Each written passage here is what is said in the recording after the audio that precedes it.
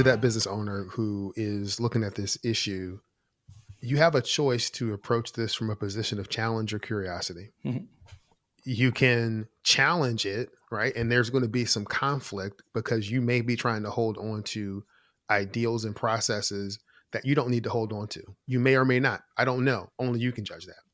However, if you approach it with curiosity, then you have the ability to co-create with your younger employees, to co-create as people are coming in, to see if you can speed up that process to get them to be working in that unique ability.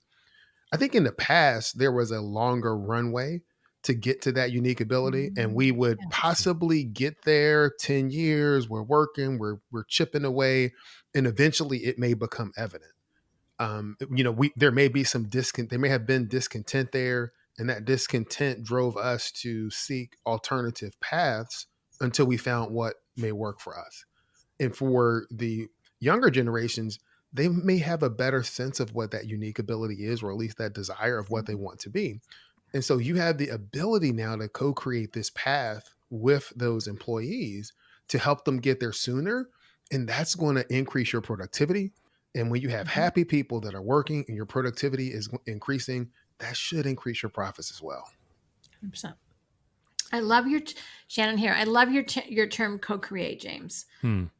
Right? And that curiosity. And then there's so much opportunity. It's kind of ridiculous. Yeah.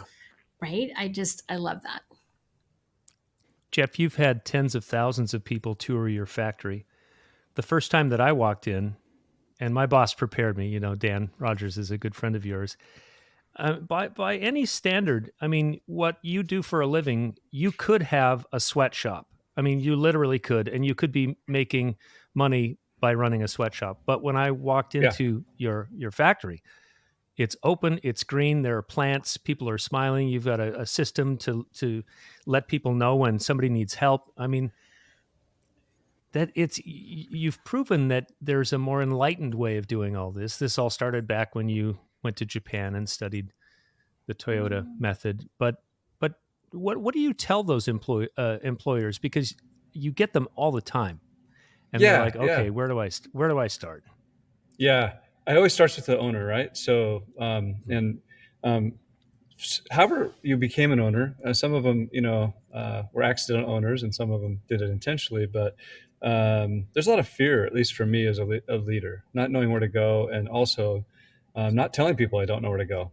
So this co-creation part would really be, if you're an owner and you think you know everything, I can't help you. So if you're an owner and you don't know everything, then this group of people really can help you. And harnessing that energy of that next generation is crazy fun. I actually don't look at their generation and say they want something different. I think that they deserve what the older people deserve too. And it really starts with an embracing of, hey, they're human beings. They're here to create value. How do we create an environment that creates more value? Does it matter what color you are, where you came from, or how old you are? I just think that they happen to have experience working in flow and can shed a light onto what does it feel like to actually live that way. So the owners are really, to me, it's I'm always looking for, are you stupid or are you evil? If you're both, I can't help you. If you're stupid, it's okay, because I'm stupid too. Sorry, it's terrible, but it is just true. Yeah. So if you're stupid, we can help you, right? But if you're evil, I just don't help them. So an evil to me looks like you're selfish Fs that just want to make money for yourself. So if you're all about that, keep going and ride it out, and get yourself a golf course down in Florida.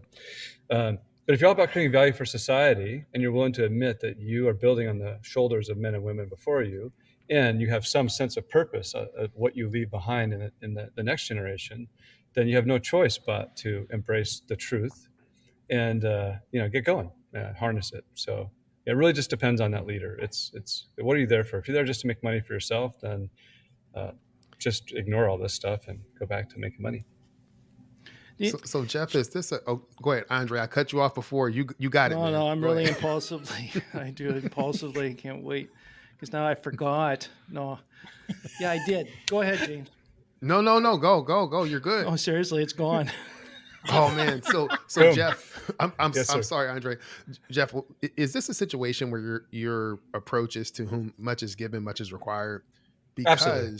You talk about the business owner and their responsibility, and the assumption in the way that you tee this up is that the employee wants to add value. Now, what if you're running into that employee that has an entitlement mentality?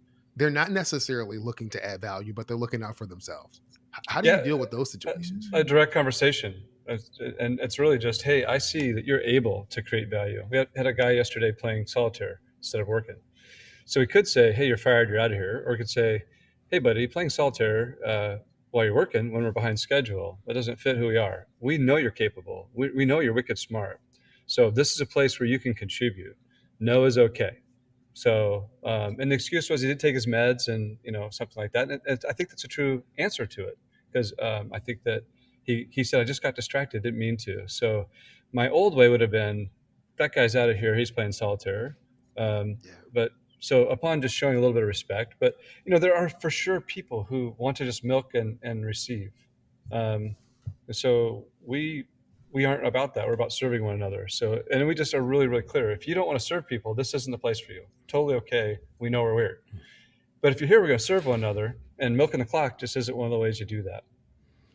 Okay. So, Thank you. Yeah, Andre thanks for here. asking. So along with Jeff was saying and what James was mentioning before, like you've got a unique way of doing it, Jeff, and that has a lot to do with your values.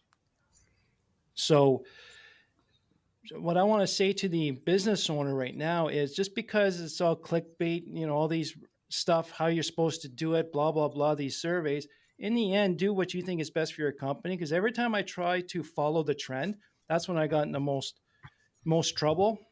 But the more successful people I've dealt with who've got long-term staff all stayed within their own personal values from a company point of view. Like around this table here, like even you, Mark, because I know you're a nice guy, it's all about people. We want the right people around us and care about the people. And, corporations, the only people that's important is the shareholders, right? So in reality, along with Jeff was saying, it comes down to what's important to the company. And my last comment is, just, if you're not in a happy place, leave. There's a lot of jobs out there. Why stay there in misery and use that as an excuse to complain or entitle more? Yeah. Shannon, I wanted to ask about your kids, because I've got a 19-year-old son in college and a 26-year-old son. The 26-year-old graduated from Gonzaga with a degree in sports management and digital marketing. And when he got out of college, he realized he didn't really want to do that. And so he started doing odd jobs on construction sites. And he started talking with some of the electricians on the job site, and discovered that he wanted to do that. So now he's in a 5-year apprenticeship program to become an industrial electrician. Yep. And when he comes, when I talk to him, he just got married over the summer, but whenever I talk to him, he just lights up. He's like, oh my gosh, every day, Dad, I'm learning. He works they're building a new Amazon tower in Bellevue, and he's probably going to be on that job site for 2 years. But he's like, Dad, this is so interesting. I'm learning stuff every day. And he can look at what he did at the end of the day. And I'd love to hear from you. What I'm trying to touch on is that how work feels is so important for this new generation, isn't it? It 100% is. And I'm laughing because, first of all, raise your hand if you took a left turn somewhere in your own educational career on your way to your all of us did, stop, starts, all the things, including my eldest daughter. And this is why I profile everyone and everything. We were talking about this before we hit record. Because if like your son undoubtedly is more tangibly oriented, and a profile like Kolbe, KOLBE.com, no financial affiliation, to coach. We just love them because they do a great job, because it's so hard to figure out what you love to do. You can go through education, you can spend lots of money getting educated, and you get there and you're like, I don't love it. In fact, I don't even really like it, or I don't like the people I'm with. And so for your son, finding work, for me, it was always like, with whom am I working? Because I needed to find my tribe. It took me a few years till I found Coach, but then I did. Love entrepreneurs, love entrepreneurial teams. But for other people, it's like, what kind of work is most fulfilling for me? And kind of to your point, we're humans. We want this for ourselves. Why wouldn't we want this for the people that work for us?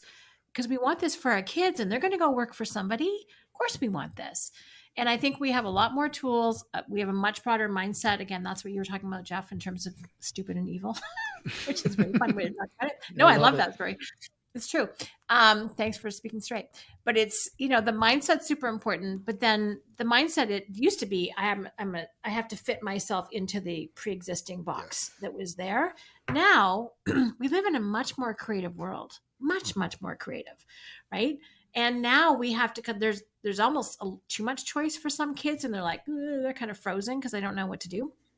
But I think finding work that they find fulfilling, meaningful, that they are happy about. My younger daughter's boyfriend is a mechanic, and I love talking about cars. He's just got fast tracked into becoming a master mechanic. He's 20. And he's in program with 28-year-olds. Like, it's kind of a big deal.